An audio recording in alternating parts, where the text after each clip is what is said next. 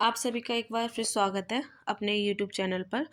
तो आज की वीडियो में हम चर्चा करेंगे महात्मा गांधी काशी विद्यापीठ वाराणसी से आई विज्ञप्ति के विषय में। जो ये विज्ञप्ति आपके किस संबंध में है? पीएचडी के संबंध में। ठीक है, अब हम बात करें कि ये किस सब्जेक्ट से है। तो किससे है? हिंदी एवं अन्य भारतीय भाषा। तो जैसा कि कमेंट डले हुए थे, जो जितने भी हिंदी के स्टूडेंट हैं जिन्होंने पीएचडी के लिए यहाँ पर आवेदन किया है और जिनका एंट्रेंस क्लियर हुआ है, ठीक है, तो पूछ रहे थे कि हिंदी सब्जेक्ट का कब होगा। तो आपका देखिए नोटिस आ चुका है।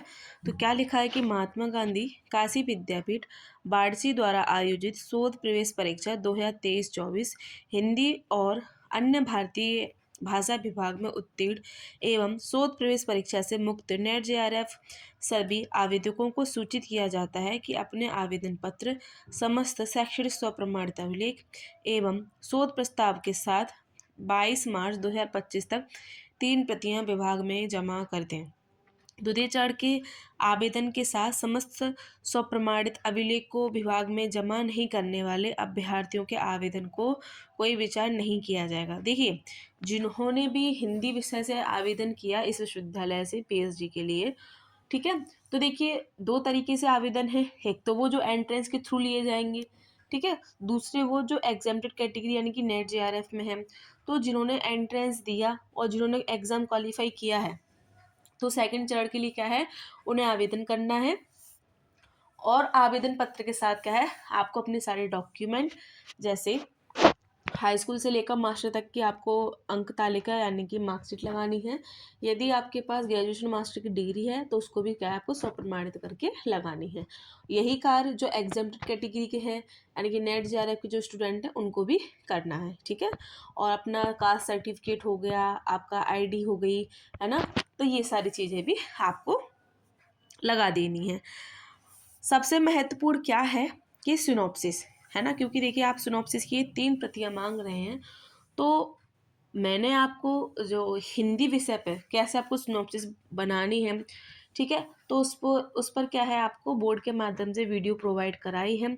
देखिए हिंदी में अगर हम बात करें, विषय कोई भी हो, लेकिन विषय में भी आप देखते होंगे कई क्षेत्र होते हैं, उन क्षेत्रों में भी हमें किस पर ज़्यादा रुचि है। हिंदी की ही हम बात करें, जैसे हिंदी का जो इतिहास है ना, जो साहित्य है, उसको 4 भागों में बांटा गया है। जैसे आदिकाल हो गया, भक्ति काल हो गया, रीतिकाल हो गया, आधुनिक काल हो गया, है ना। अब आधुनिक काल में भी काफ़ी सारी चीज़ें हैं, जैसे भारत हिंदू युग, द्विवेदी युग, ठीक है, छायावादी युग, छायावादोत्तर युग, ठीक है, तो ये सारी चीज़ें। अब आपकी रुचि किस में है? या तो आप कथा साहित्य को ज़्यादा पढ़ते हैं, आपको अच्छा लगता है, या फिर आप काव्य को। तो ये आप अपनी रुचि के अनुसार देख लें कि आपका इंटरेस्ट किस में है। यदि आप किसी राइटर के ऊपर, किसी लेखक, कवि, है ना, इनके ऊपर रिसर्च करना चाहते हैं, उनके साहित्य को लेना चाहते हैं, तो आप उसी हिसाब से क्या है, अपने टॉपिक को चूज़ करेंगे। और जब सिनॉप्सिस बनाए तो महत्वपूर्ण क्या है, आपने कोई समस्या ले ली, आपने शीर्षक चुन लिया, लेकिन आप ये देखेंगे कि जो मैं टॉपिक ले रहा हूँ या ले रही हूँ, तो उस पर कितना कार्य हो चुका है।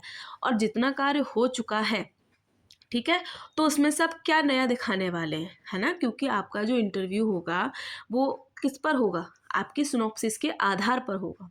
तो ये चीज़ आपको ध्यान रखनी है, ठीक है। तो आप वीडियो देख सकते हैं, आपको जब चेक करेंगे तो आपको प्लेलिस्ट में मिल जाएगी। इसके साथ ही देखिए आपको अपनी पीपीटी के थ्रू आपका इंटरव्यू होगा, पीपीटी प्रेजेंटेशन होगी।